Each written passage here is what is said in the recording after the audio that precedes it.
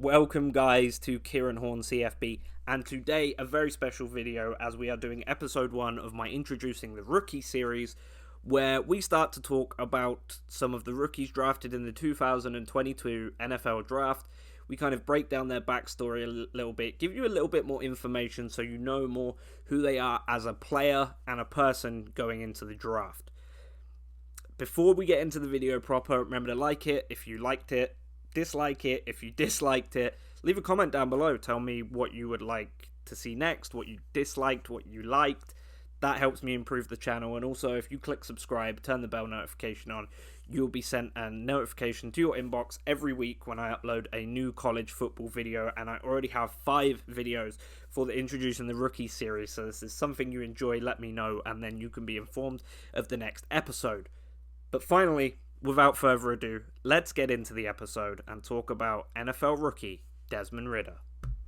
Now, the 2022 draft was actually a pretty weird year for quarterbacks. You know, guys like Malik Willis, Sam Howell, and Desmond Ridder, the subject of this video, were kind of pegged as those guys. They're big, and then obviously Kenny Pickett kind of turned up throughout the year, and he's not my favourite guy. I had him like in the full 10 yards draft guide we did. I had him as like a 3rd round guy.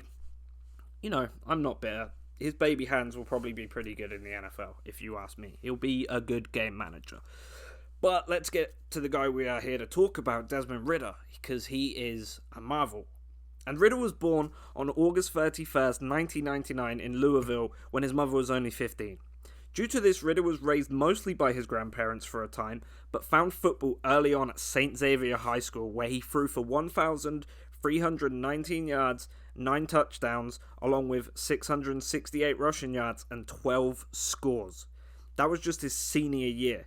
He actually was named All-Metro in his senior year, but was only a 2-star recruit per Rivals.com. He committed to Cincinnati over Eastern Kentucky, which was his only other offer, after Tommy Tuberville saw him at a tryout he hosted the morning of the Kentucky Oaks horse race. At the time, Bearcats offensive coordinator Zach Taylor managed to get a look at Ridder and really thought he fit the Cincinnati team well. Tuberville resigned after Ridder's senior year at high school, but new head coach Luke Fickell said he would honour the offer, and that's when Ridder signed his national letter of intent.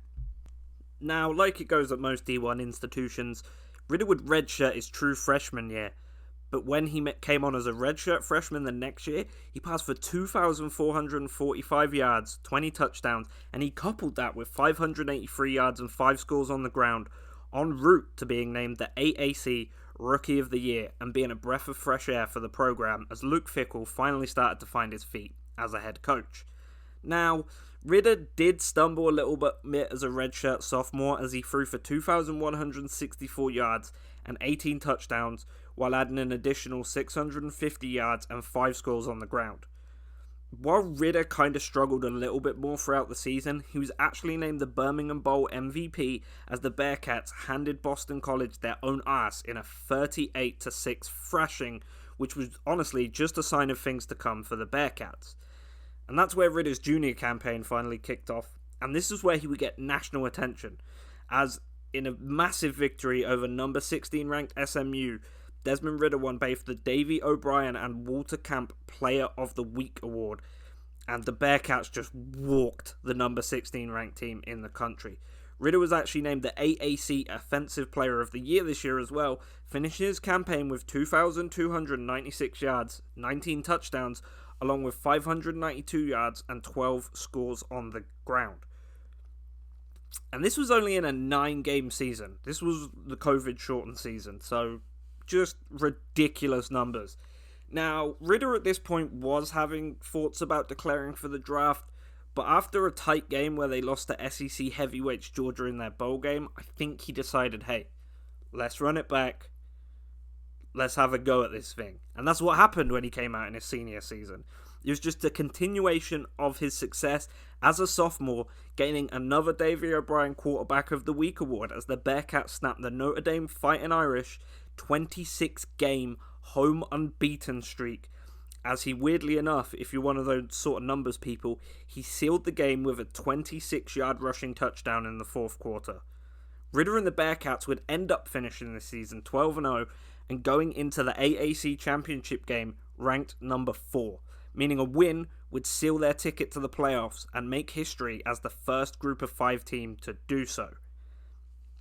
So, they went in, played Houston, 35-20 they beat the Cougars in the AAC Championship game, and they would make history, becoming the first Group of 5 team to make the college football playoffs in its short history. But they would come up against Nick Saban's Crimson Tide and Heisman-winning signal caller Bryce Young. Now, while the Bearcats fell 35-20, I said numbers, people? Never mind. It's worth reminding people that the average score discrepancy in a playoff game is actually 21.7 points. So, against the average, the Bearcats did pretty well against one of the top teams in the nation.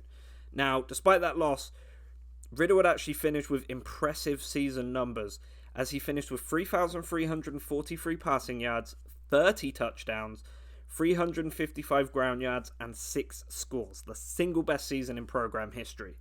And Ridder would continue to impress at the Combine, but wouldn't do quite enough to be drafted before the first round, leading to his third round selection by the Falcons. Before we get into his performance at rookie camp though, let's get a little bit technical and talk about Ridder as a player. What makes him so impressive, his strengths, weaknesses, and just things to look out for as we are watching him develop in Falcons camp, and we will eventually get to see him in the preseason in just a few short weeks. Now, let's start with the negatives so we can get them out of the way early, because there are a fair few flaws in Ridder's game. Now, mechanically, he's very sloppy, as many of these rocket arm guys tend to be. Patrick Mahomes, Justin Herbert, Josh Allen. Those guys coming out of college were technically dog shit, let's be honest.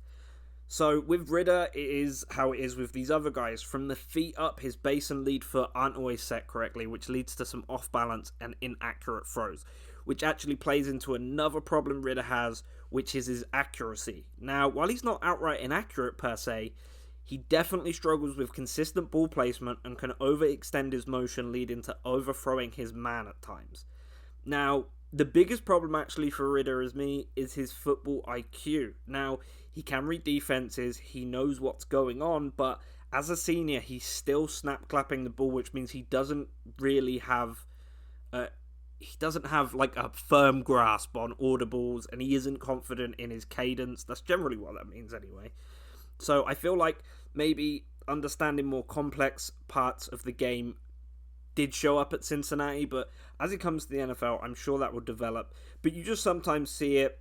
He kind of struggles he doesn't understand the leverage his receivers have, which sometimes leads to pass breakups and picks.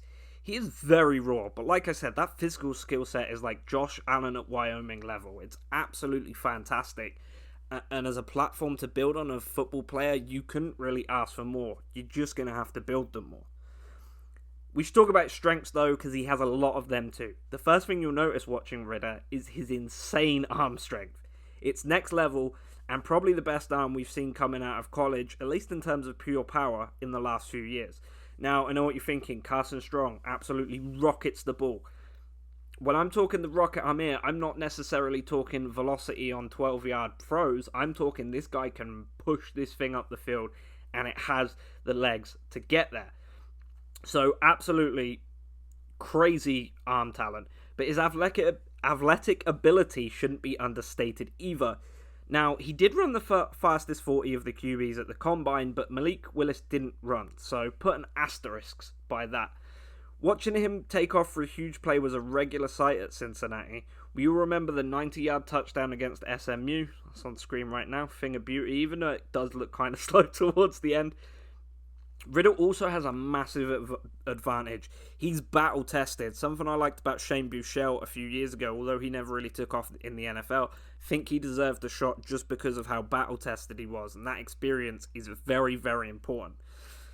As a starter for 4 years as a Bearcat, he's been in the fire more than most at the college football level, and he's 6'4". Scouts love that.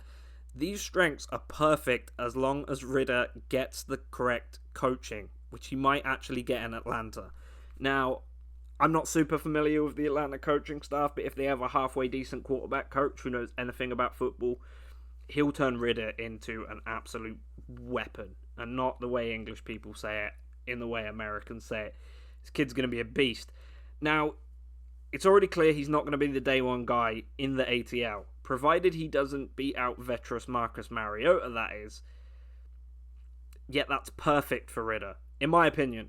Hold the clipboard and get himself familiar with some of the more exotic defenses and formations he's going to be facing in the NFL when he finally becomes a starter is perfect for him.